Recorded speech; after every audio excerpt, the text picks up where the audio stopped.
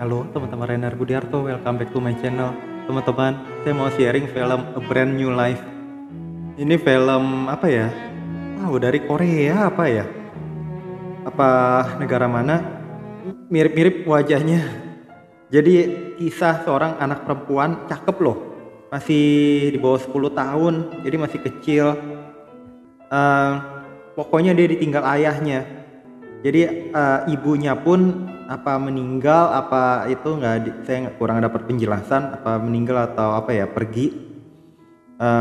Ya kehidupan tiap orang tuh ada masalahnya teman-teman.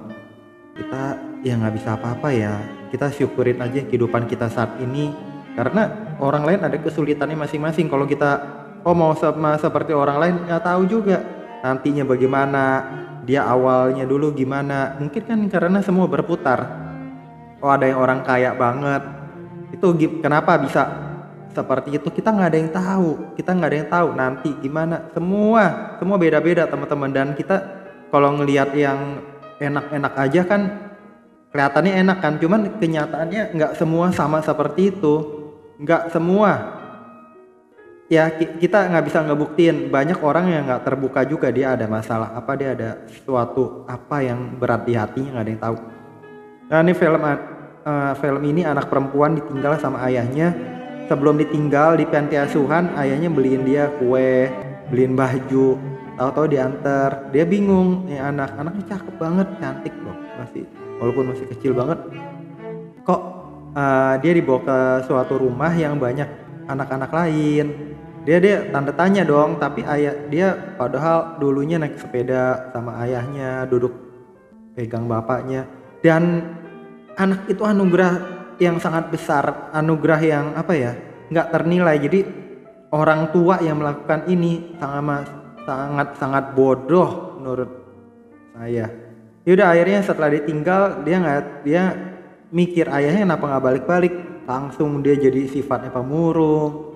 Kan namanya luka batin dong, diperlakukan seperti itu luka seorang anak. Ternyata kue yang dibelikan ayahnya itu untuk dibagi ke teman-temannya biar dia sebagai perkenalan, biar bisa dekat. Kemudian apa ya? Iya, dia udah mulai nggak bisa terima, dia mau terus kabur. Sampai sewaktu-waktu suster segala bilang, ya udah silahkan kalau mau kabur, silahkan. Akhirnya dia mikir dia mau pergi kemana. Depannya padang gurun, depannya banyak tanah kosong. Akhirnya dia urungin, tapi dia masih sedih. Dia sampai gali-gali tanah terus di depan. Dia usaha sampai makin dalam, dia usaha ngubur dirinya. Sampai sewaktu-waktu dia sadar, dia harus kuburin kebencian dia, sakit hati dia. Ya kuburin aja. Nah mungkin caranya dia bisa kubur ke tanah itu. Tiap-tiap orang kan beda cara nguburnya apa. Dia harus ngelupain.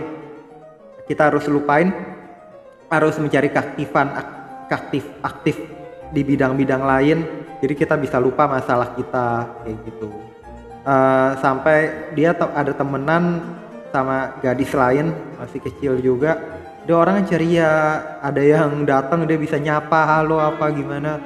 Akhirnya disuruh belajar bahasa Inggris, itu temennya disuruh diajak coba nginep sama orang tuanya, sama calon orang tua angkatnya. Akhirnya diangkat jadi anak asuh, jadi anak angkat.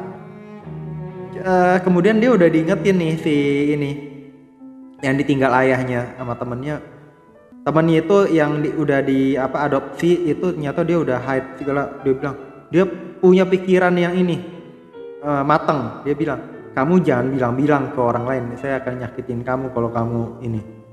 Dia nggak mau. Kenapa begitu? Karena dia nggak mau dia sudah dianggap dewasa sehingga orang nggak mau adopsi dia. Ada orang kalau ngeliat perempuan-perempuan cantik gitu, kasihan kan, anak-anak masih kecil. Ya ada yang pikiran matang banget seperti itu, maka dia nggak mau kelihatan sudah dewasa. Itu kan wajar, nggak bisa dilawan. Cuma semua orang akan ngalamin itu, mungkin perasaan malu segala yang membuat ya jadi nggak enak kan. Yaudah akhirnya dia bilang minta dong di ini, cuman kan minta dong biar dia juga ikut diadopsi. Cuman kan gituan kan butuh biaya. orang tua juga ngelihat kecocokan, tingkat apa keaktifan, apa dia pasif apa enggak. Dia kan mau yang enak juga jalan hidup. Nah ini pasif segala minta ini, akhirnya nggak dikabulin, nggak dikasih. Udah setelahnya dia jadi sedih lagi setelah ditinggal temennya. Tiap tinggal temennya itu pada foto, ya ini aja deh formal, bye bye biar sukses. Cuman kan yang tinggal juga sedih, akhirnya mulai tuh ngurung lagi, nggak makan lagi. Biasanya tuh dua-duaan kudap malam-malam tuh nyari kue, nyari makanan yang bisa disantap. Nyata temennya udah nggak ada, ya udah dia minta balikin lagi ke ayahnya. Dia hafal, dia bilang dia tempat tinggal di mana, dia tahu. Dia minta tolong kepala panti untuk cari tahu, hubungi ayahnya, udah nggak bisa dihubungin, dia nggak tinggal di nomor telepon. Kemudian tempat tinggalnya yang dia kasih itu udah nggak ada juga, udah pergi ayahnya. Ya aneh, katanya biar anaknya itu mendapat kehidupan yang lebih baik. Itu ayah yang bodoh. Padahal kalau menurut tuh anak, dulu dia sampai ayahnya tinggal mungkin ya, ditanya sama dokter, ya karena nggak sengaja ayahnya itu punya istri baru, punya bayi baru. Anaknya itu, anak barunya itu, saudara barunya itu nggak sengaja kena tusuk sama dia jarum, nangis kenceng. Akhirnya mungkin dia jadi ditaruh begitu. Jadi ayahnya itu mau konsentrasi keluarga baru.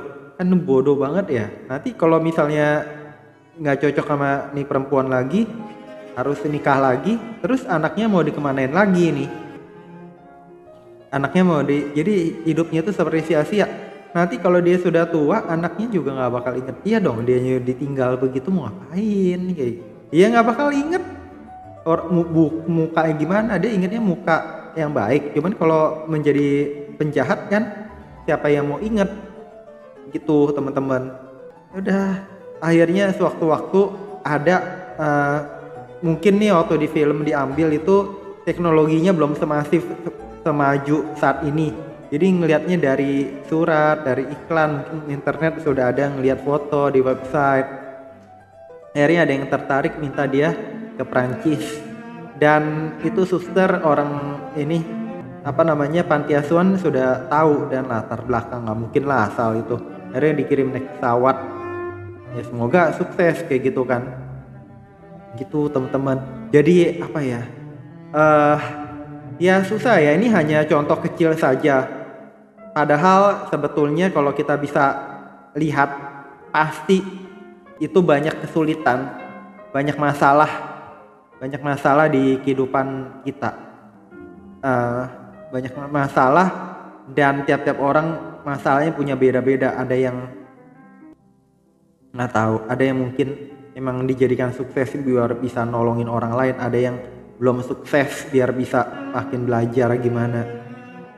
Kita nggak bisa apa-apa, sekali lagi kita nggak bisa ngelawan. Yang kita bisa ngelawan secara positif, maksudnya lakuin yang terbaik untuk bisa memiliki kehidupan yang lebih baik. Itu aja teman-teman.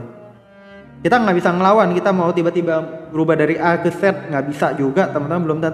Belum tentu kita bisa seperti itu. Yang kita bisa lakukan sedikit demi sedikit, melupakan kepedihan, merancang kehidupan yang lebih baik, syukuri hidup ini, syukuri dengan keadaan kita saat ini, kayak gitu-gitu. Kita berharap makin lama makin kehidupan makin membaik, sampai nanti waktunya kita sudah tidak di dunia ini lagi, kayak gitu aja teman-teman. Selalu berharap yang terbaik. Jangan lupa subscribe, like, share, komen. Sampai jumpa di video-video saya berikutnya. Bye bye teman-teman.